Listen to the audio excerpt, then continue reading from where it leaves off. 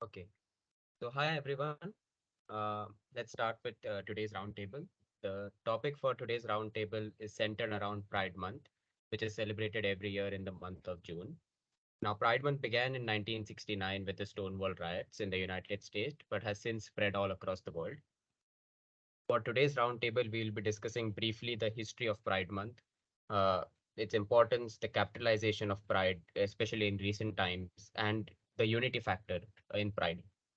So let us start off the conversation discussing the origins of Pride Month and its history in the Indian context. Tejas, would you like to start us off? Sure. So, as you just said, Pride Month basically is a sort of anniversary dating to the Stonewall riots back in New York City. It was an incident that took place in 1969, where a bar that was visited mostly by queer people, the patrons there were arrested by the police, and this was a quite a common occurrence back then. And by 1969, the June of 1969, to be more accurate, they had had enough, and basically people rioted. And this was amongst the first steps towards like queer rights and the just a sort of statement that we're here and we're queer. And so to celebrate that Stonewall riots, the first Pride Parade actually took place in Manhattan a year after Stonewall. Now, regarding the Stonewall riots, there's also another person that's quite credited with starting the riots, Marsha P. Johnson, a black trans woman.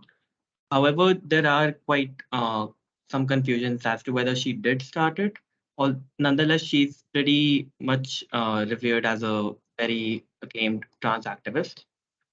When it comes to India, there's a long history of like queer rights and existence in India, which is particular to the subcontinent, and it was pretty much outlawed by the colonial rules, especially like IPC Section 377 during the British rule.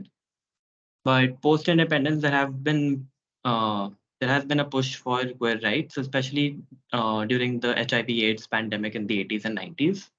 That then culminated into the Kolkata Rainbow Pride Walk in 1999. That was the first Pride parade technically India had.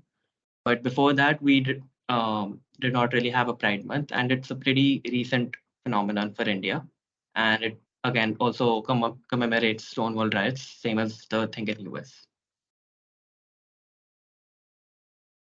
Right. Uh, yeah, go ahead, Samrat. Um, right. So adding on to that, while India is also engaging in conversations and activities around the Pride Month, we cannot deny the fact that it continues to be an urban phenomena. Most of the places that hold Pride parades are metropolitan cities such as Kolkata, Bombay, and Bangalore. Acceptance and awareness is much higher in the urban areas than in the smaller towns or rural areas because the latter have much more stronger kinship networks and they have much more stronger and cohesive social structures. Thus, there is a lot of scope for the conversations as well as celebrations in India to spread at the grassroots levels. Yeah, Tejas. Just adding on to that, like even within the queer community, the Pride Parade and Pride Month is kind of look not really supported, mostly because by the radical queer people, mostly because um, it's a very privileged thing to be accepted, unfortunately, and to be out in an urban area and to be um, free enough to actually participate in that parade is quite a procession of privilege rather than pride. So I just wanted to add that. Right. So these are important points that you have brought up. In fact, this is also linked to the present debate on same-sex marriage as well, which is often accused of being a very urban elitist approach and not involving all the sections or not involving the different sections and their viewpoints as well. However, as we just discussed the origins, adding on to what Tejas said, as there are conflicting viewpoints, let us also discuss the importance of Pride Month, especially for members of the community, as we know that there exist multiple viewpoints within the community itself regarding Pride.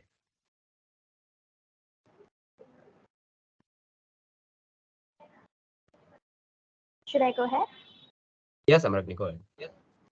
Yeah, so there are a lot of reasons as to why the Pride Month is important, especially for the members of the community. But one particular reason why that I can pin down is networking, is from the perspective of networking. To network means to get in touch with people who are more or less like you and experience similar things like you. So this helps in the process of self-acceptance, because while some people are more comfortable with their identities, others struggle to come to terms with their identities. And Pride Month thus just makes the process of self-acceptance a bit easier through the process of networking.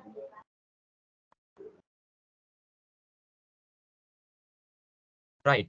So networking is, of course, one major factor for the importance of Pride Month. But recently, it has this Pride Month celebrations has come under some criticisms as well, since especially from other people not part of the community who have accused it of being devoid of any substance. Like when it started out, there were specific activists or specific reasons for them to protest. But now, lately, we have seen, especially in India or the US, we have seen that it has basically become a celebration of sorts instead of actually lobbying for certain rights or certain activities. This is also tied up with the concept of what big brands use or conducting, which is slacktivism, it has been termed as, which is essentially the practice of supporting some political or social cause through social media, but is characterized by very little effort or commitment. And recently, we have seen a lot of this being done by big brands and large corporations. So this is again one of the most significant criticism, which is the capitalization and commercialization of pride by the corporate sector. So let us discuss the significance of this selectivism and the commercialization of pride, and what then would be the correct way for brands to approach pride, especially during Pride Month. Should I go ahead? Yeah, Aman, go ahead. Yeah. So I think it's quite a broad question, the significance of commercialization of pride by these corporate houses. First of all, the significance is both, I think, positive and negative as well, because more of negative and less of positive. Positive in the sense that um, it does put the movement in some light, when especially in the month of June, because people are not aware of what Pride is, what June is all about. They, even if they don't want to, they come across something which makes them aware that yes, June is something which is attached to a particular community, without, even if they don't know the history of it. But the issue of this is the reason behind doing so by the corporate houses. What is the intent behind painting their logos in rainbow colors, and changing their online sites of with homosexual a couple as their icon for the month of June? That is the problem, and I'll try to answer that in a bit detail here. So as of now, Pride, I would say, has turned into a playground by these corporations, and if I may say so, the non-LGBT people to virtue signal and essentially use the month and the movement of Pride to make themselves feel better, that they are a part of something good. So it in a way makes themselves feel better, and hence it is done, which is a problem. And as one of my co-panelists in the beginning mentioned, that Pride did not start as a party. Come on, it did not start as as a parade or a march. Also, it started as a riot which took place in a small gay bar in New York City, which is now known as Stonewall, and that led paved the way for the entire celebration of June as a Pride month. But now Pride seems to focus less and less on its original idea of queer and LGBT liberation of the people who are part of the community, and this is mainly because of excessive corporate and the corporation involvement, and the constant need of those who call themselves the ally of the community to, in a way, co-opt with the narrative that the community is trying to portray, to co-opt, to symbolize themselves as being part of a thing which put, as I said, put themselves in a positive light. So this is the reason with which I think the corporate sectors approach Pride, especially the month of June, and that is an issue. And going on to the next point, I think what we generally call this issue that I just mentioned is rainbow capitalism or pink washing. So rainbow capitalism, to in simple terms, is extreme commercialization, or in a way commercial exploitation of the queer identity of the community. So, and when I say queer exploitation and extreme commercialization, I mean that it is done for the sole purpose of sole monetary purpose, with an outcome, with an intent to get profit out of it, which is currently the problem that most of the countries face because of the commercialization of the month of June, and which needs to be addressed. Because, and also I think recently I was reading an article, I think it was Print if I'm not wrong, which mentioned the list of 10 companies who sponsored, so basically who have sponsored Pride in their past, and have also donated to the LGBTQ politicians from 2019 2022. And to our surprise, Amazon is there, we have Toyota is there, Jack Daniels is there, and the list goes on. So we need to see at these things also. If a company is releasing a queer merchandise for the month of June, where is the money going? Is it even going to an organization or an NGO which works for the cause of the LGBT community? Is it even landing in safe hands where it is working for the community? So these are the major issues and concerns with the capitalization taking its roots in each and every country. Commercialization of Pride is a great problem, and the way ahead of this should be first of all to realize and to acknowledge the historical context of Pride itself, for both those who call themselves ally of the community and also for the corporate houses, and to work in line with the community itself. So, as for example, now, and I think all of you will agree with this, that the LGBT community is not only about them fighting for their gender identity. It's also about the intersections that the gender identity creates with other social factors like caste, their social status, their surroundings. So this intersections is what not only affects the LGBT community, but all of us sitting here, those who are an ally, who are not an ally, or those who are part of the community. So this entire movement is not only limited to a particular community, and if it affects each and every individual, these intersections affect all of us. We all need to work in the direction of what the community is working with its historical acknowledgement in the back of our mind, and that should be the way forward for the corporate houses and for us who call ourselves as an ally of the community or who are part of the community. Right. Thank you so much, Aman, for that detailed description.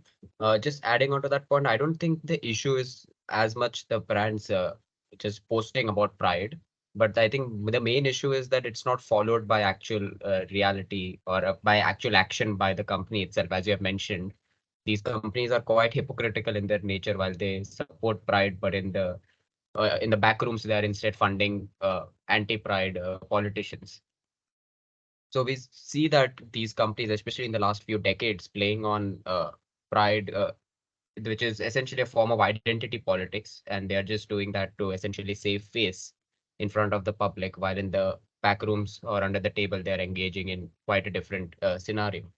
So the way forward, as you quite rightly mentioned, should be first to acknowledge that this exists and to not support it, and then to also call these companies out, and then also to force them to actually carry out what they are saying or publicizing with some action or some actual ground-based reality as well. moving on, just to tie up all these broad questions that we have discussed, let us discuss what ties the LGBTQ community together, since we realize that every group within the umbrella has very distinct identities of their own. So, Nishna, would you like to take us up on this? Yeah, sure.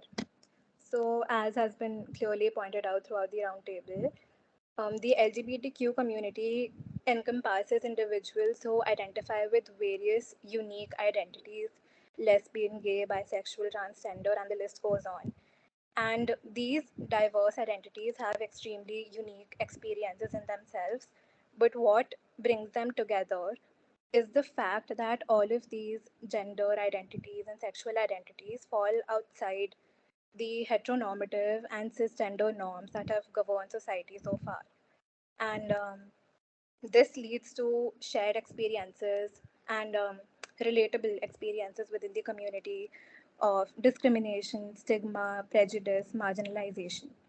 And this is where something like the Pride Month becomes important, because when you have such shared experiences, you can unite to advocate for equal rights and social acceptance. So, what the community does together is advocate for marriage equality, combat workplace discrimination, promote comprehensive sex education, and so on, right? So, the Pride Month comes together and the community comes together to fight for a cause that they've all faced in different situations. And as Aman pointed out, intersectionality is a big debate when it comes to LGBTQ issues all around us. And many individuals who belong to the community may have intersections within gender identity, sexual identity as well.